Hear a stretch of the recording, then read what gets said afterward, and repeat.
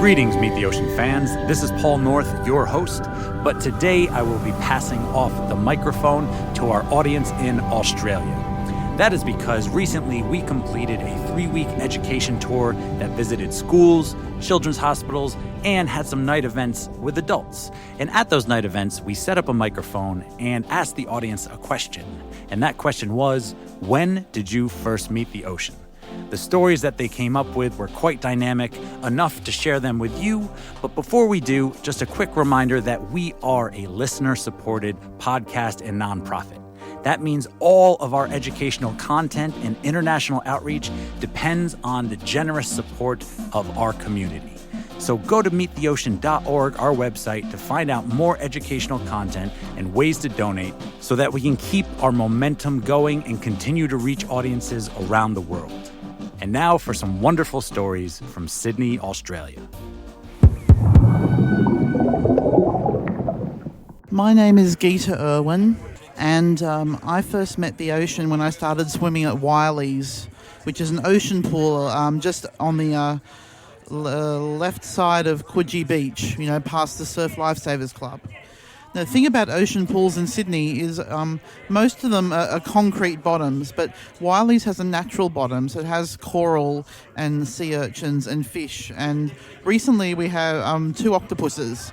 And octopuses are pretty rare in ocean pools, and it's a miracle to see them. And these 2 are have become quite confident as they make appearances.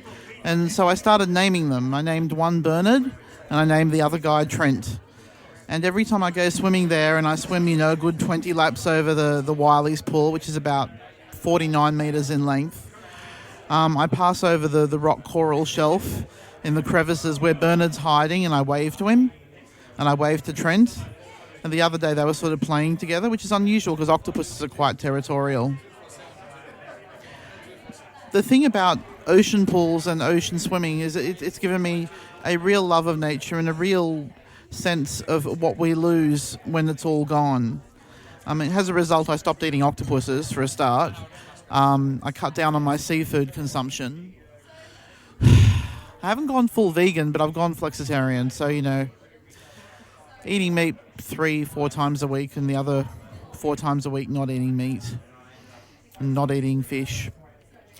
And I do think if everyone went flexitarian, that'd be one start. But the other start is trying to get people to cut down plastic use. And I myself am doing it. Like, I don't do straws, I don't do cups. But it is very hard when every single product comes in plastic. You buy your shampoo, it's in plastic. You buy your body wash, it's in plastic. And what I'd like to see in the immediate future, the very near future, is for all these big companies to stop making their products in plastic, so that we don't have plastic products littering the ocean. And I would recommend everyone come swimming at Wiley's. It's an amazing pool. I think it's like $5 or $2 entry, depending on whether you're a pensioner or not. But you go in there and you get a sense of the ocean, and you'll see fish, and you'll see octopus, and you'll see sea urchins and a few different varieties. But you just swim in a natural world, and it's like a natural aquarium. And that's what everyone should feel like. The whole world should be a natural aquarium, not an artificial one, not zoos, not sea worlds, but the natural world. That's what we have to preserve, because it's the only thing that makes life worth living. Hello. I first met the ocean probably well before 1978, but in 1978 I went to Cairns, far north Queensland, and caught a boat, a charter boat, out onto the reef somewhere to an island, possibly called Green Island. I can't remember the name.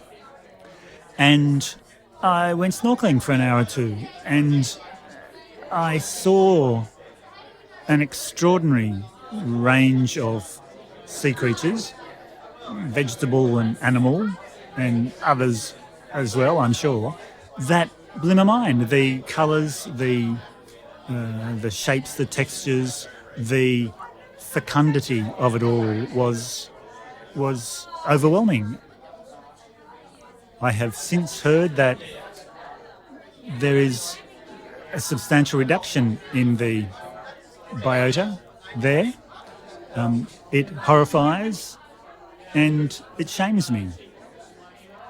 I hope that this Meet the Ocean program will lead to increased awareness and increased actions by whomever encounters it to achieve some reduction in the harms that we're causing, and indeed to hopefully ensure that it doesn't all go to shit. Thank you for a magnificent program.